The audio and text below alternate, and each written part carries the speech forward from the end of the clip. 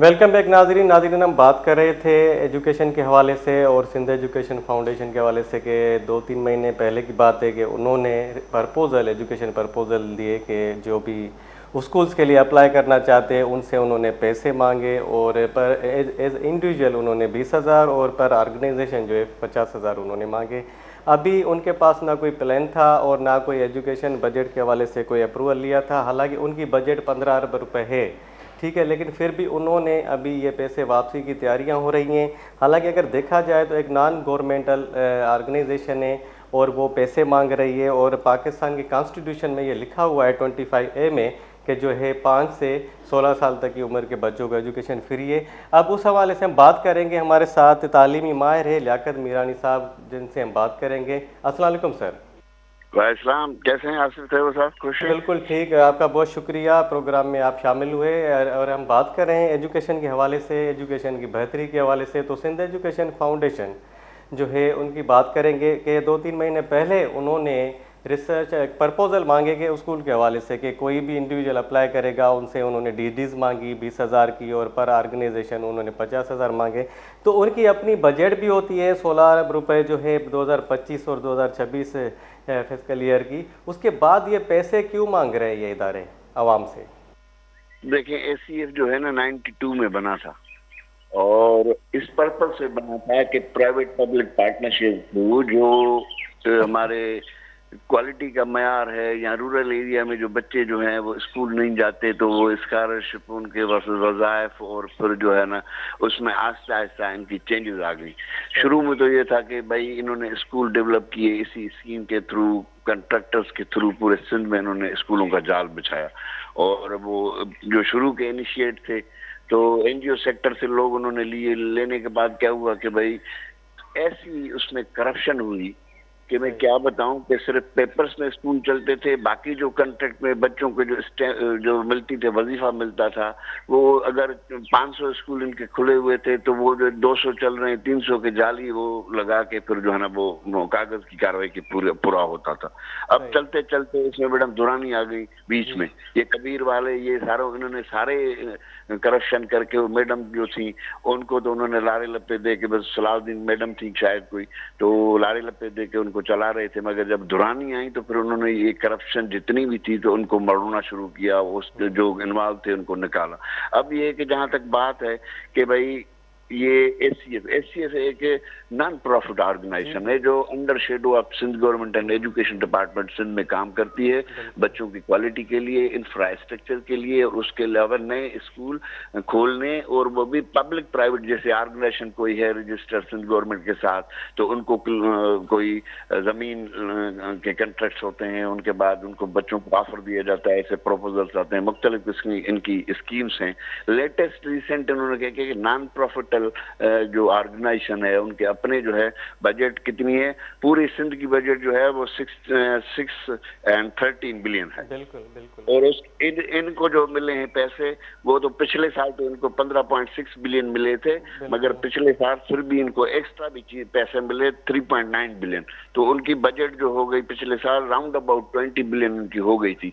अब इतने पैसे इनके हैं और उसके बाद ये जब प्रपोजल्स के लिए पैसे मांगते हैं तो इसमें ये है कि भाई ये पैसे अगर मिसाल के तौर पे भाई मांगते तो क्यों हो, जरूरत भी नहीं है, एक तो प्राइवेट पार्टनरशिप है, मगर इनकी कोई अपने रूल्स कोई इस किस्म के पैसे भी बटोरने हैं और फिर करप्शन, क्योंकि ये आदतें पड़ी हुई हैं इनकी, पैसे लेने की जरूरत ही नहीं है, पैसे लेके तुम स्कूलों को खुलवा रहे हो, हाँ सपोर्ट करो, तुम पैसे दो, पैसे दे के इन्वायरमेंट को एजुकेशन के इंफ्रास्ट्रक्चर सीट करो, बच्चों के स्कॉलरशिप के लिए कंट्रैक्टर्स जो हैं जो ऑपरेटर्स हैं उनको आप कंफर्टेबल रखें और उनको जो है क्वालिटी चेक करें, क्वालिटी के बाद टीचर्स की ऑथेंटिसिटी, टीचर की क्वालिफिकेशंस, टीचर की असेसमेंट देखें और उनकी जो सैलरीज पेमेंट करती हैं ये जो ऑपरेटर्स हैं वो उनका मैयार देखें, तो सम हाउ फिक्स किया है। मगर ये पैसे मांगना, क्योंकि आपके पास अगर 20 बिलियन पैसे हैं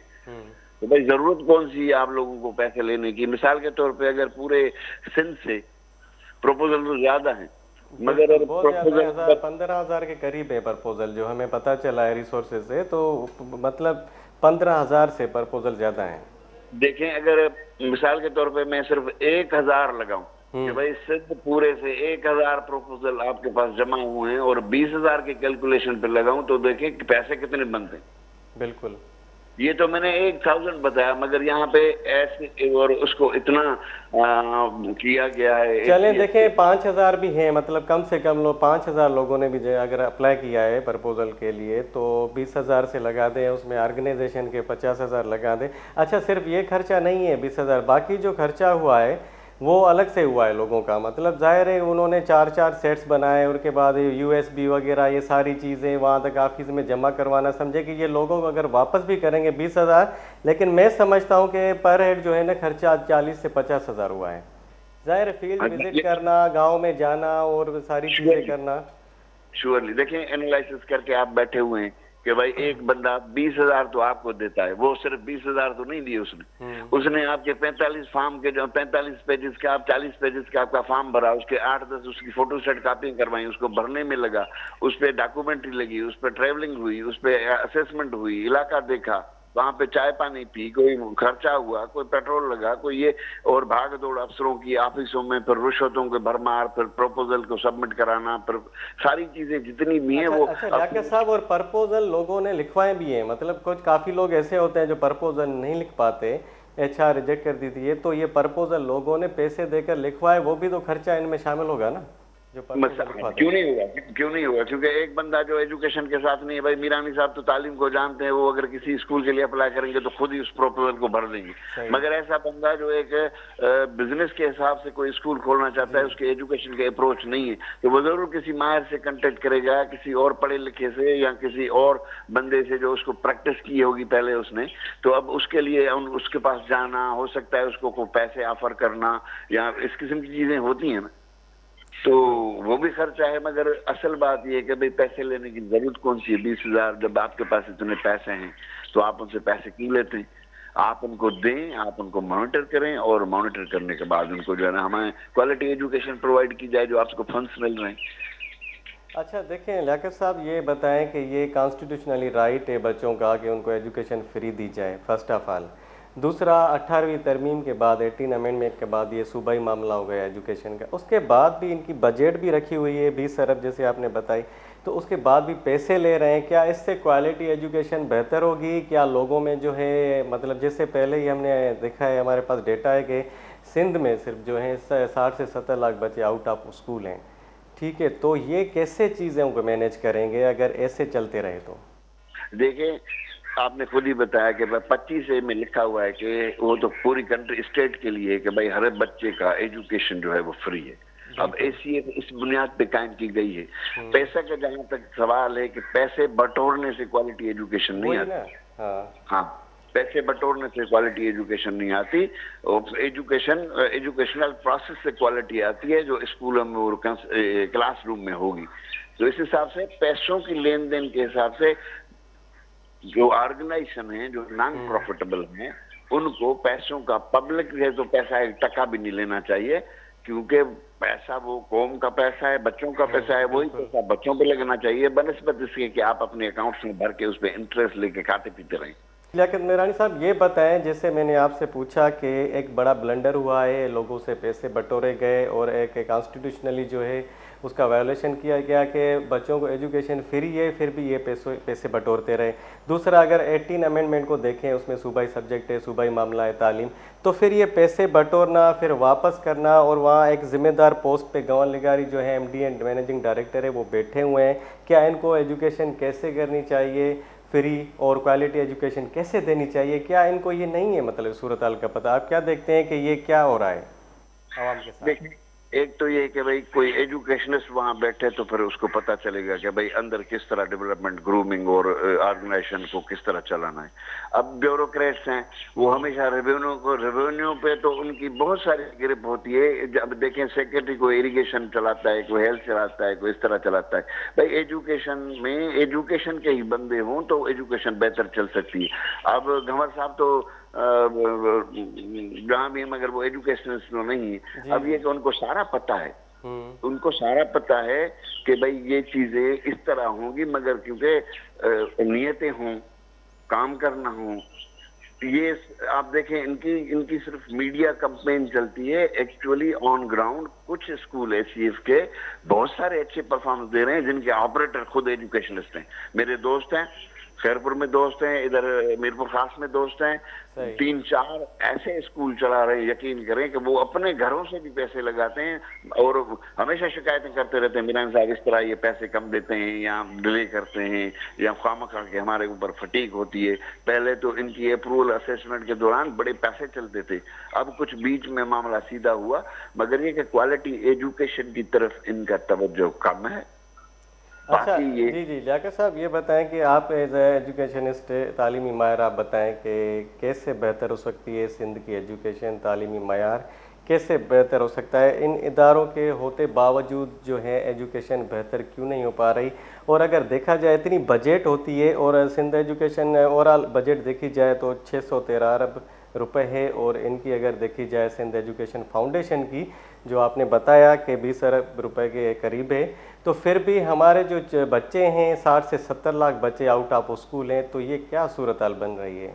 कि इनकी जो प्लानिंग है, जो मैनेजमेंट कमेटी है, इनकी जो कोर कमेटी है एजुकेशन डिपार्टमेंट की, वो डिसीशंस ऐसे करती है। वो कराची में बैठ के आप डिसीशंस करेंगे, ऑन ग्राउंड आपको कोई पता नहीं होगा, तो किस तरह क्वालिटी एजुकेशन? भाई क्वालिटी एजुकेशन तब बेहतर होगी जब आप स्कूलों में एजुकेशनल एनवायरनमेंट डेवलप करेंगे। आपके स्कूल पर स्कूल लगी, उसका इंफ्रास्ट्रक्चर होना चाहिए, उसको जो फैसिलिटीज होनी चाहिए, वहाँ साइंस लैब होनी चाहिए, कंप्यूटर लैब होनी चाहिए।